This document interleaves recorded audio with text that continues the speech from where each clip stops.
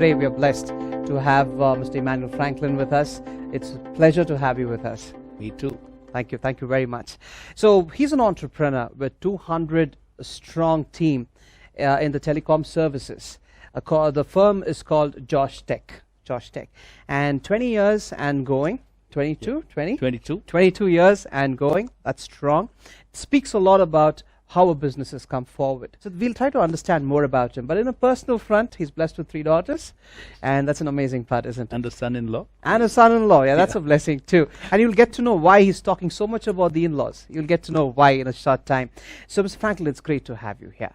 So, before we start, can you give us an understanding of your journey to where you are? It's nice to say 200 plus employees, 22 years of going in. But what brought you here? What gave you the entire entrepreneurial burst that you're here?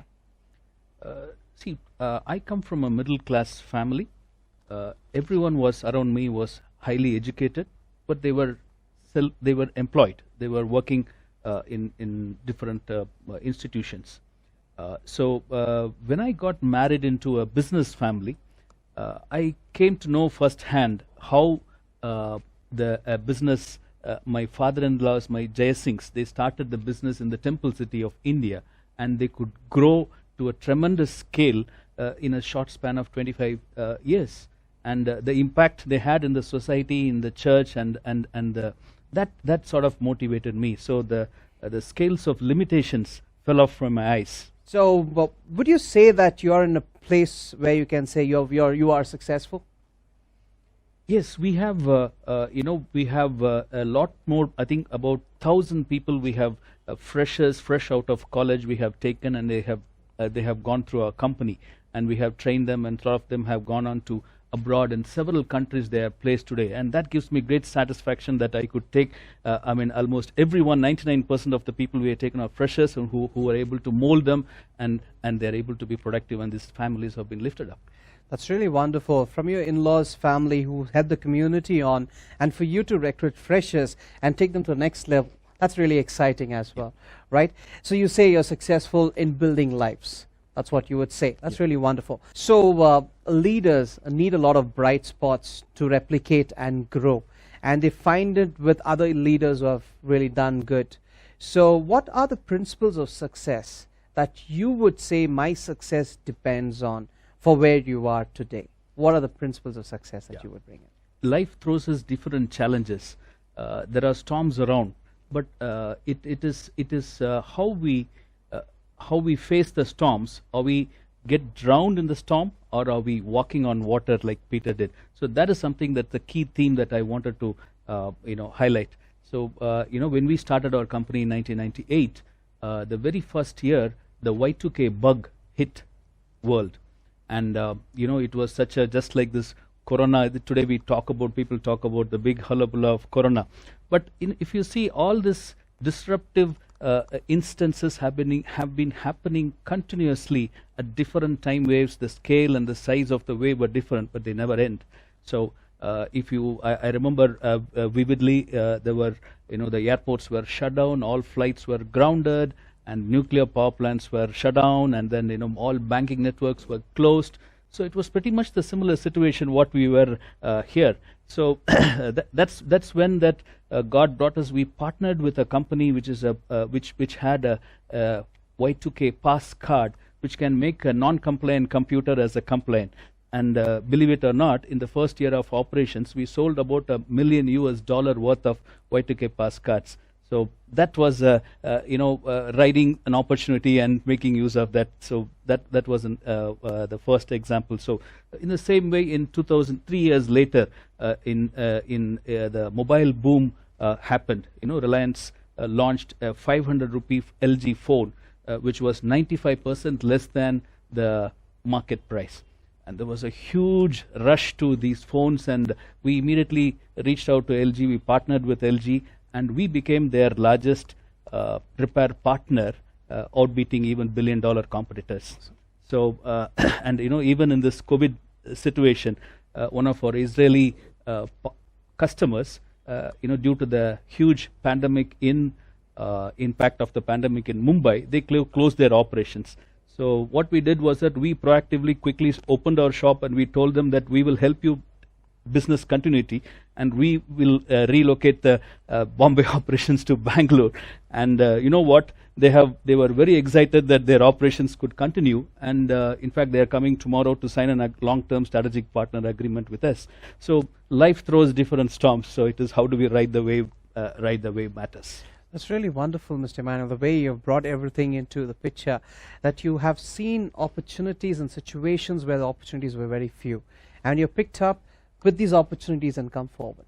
Is it a certain way that you have done it? What would you suggest a leader or an entrepreneur who's trying to be a leader, how to identify these opportunities that came your way? I'm sure it just didn't come your way. You would have done something to identify them. What was it? See, every problem, if you see, it needs a solution. So are we part of the solution, or are we part of the problem? Yes, we can rule the problem, and we can figure out how to do, but how do you transform yourself to be part of the solution? So, reinventing yourself and re-engineering your thing is a very crucial thing, and which is going to ride the wave. I mean, that's something that today digitizing your companies and your operations. I mean, so many things we can do to see the positive aspect of how we can re-engineer and we can ride the wave. Wonderful. I like the way you put the entire thing about riding the wave, riding the right wave to get to where you are. Yeah. And I'm sure the wave has its own crest and its say fallouts. So what are your failures, and how have you overcome them? A lot of failures, but I'll tell one of that. See, Please. Sometimes when we want to compete, we try to compete on price. Cost reduction could be a competitive advantage, but I think sometimes that is a bottomless pit. So to get more top line, I compromised my price line, and I affected my bottom line. Okay. So I would like to encourage people to compete on value, and you compete on a better value at the same cost that you are giving, rather than try to reduce the price. Wonderful. Yeah. So wonderfully you put up the entire thing, saying that when you got married into a business family, an entrepreneur family, the way you were influenced by the way they influenced the community, and then afterwards you did find opportunities and ride the right wave to get you where you are, understanding those opportunities and riding those waves. You've come this far. So it's professionally, you are not a telecom person, are you? Yes, I had a lot of disadvantages. I'm a textile engineer with a marketing background, but when the wave came, we brought the right people around, and we do that. I mean, it is not that we set what the wave should be, but we need to see what the wave is going and try to catch the wave. So wonderful. So professionally, you've tried to imbibe a lot of new skills as an entrepreneur. Yeah. Personally, you've had influence from your family. Now, how much of weight would you give to spirituality? Does it really play a role in all that you are in an entrepreneur? Oh, I've learned to. I mean, the first few years I was like a typical businessman, but as you see, some of these failures taught me the lesson that I'm going wrong. And I'll tell a nice story about what I had with Leader Impact. There was a there was a meeting with Nokia at 10 a.m. in the morning, and I had a 8:30 a.m. meeting for a Leader Impact prayer meeting. So I could have said that I have to prepare for the 10 a.m. meeting. I could have skipped the Leader Impact meeting. So what I did was that instead of, I didn't have time to come back to office. So I went to the Leader Impact meeting, and then had a quiet time of prayer in the nice garden, campus garden. And it was lovely to have lovely businessmen prayed over. I mean, there's no intention. It was just out of a heart of love that they prayed over me. And I met the customer at 10 o'clock, and that was our biggest deal. And in fact, even today, Nokia is our biggest customer. So we have seen how exactly it is to choose the right wave and to ride the right wave. Summing up with the wonderful conversation that we had with Mr. Emmanuel about riding the right wave, being prayerful in all that you do, and definitely listen to your in-laws. They have something good to say. Thank you all for watching. This is Leader Impact. We help professionals and leaders form impact with personal, professional, and spiritual attitudes. Thank you.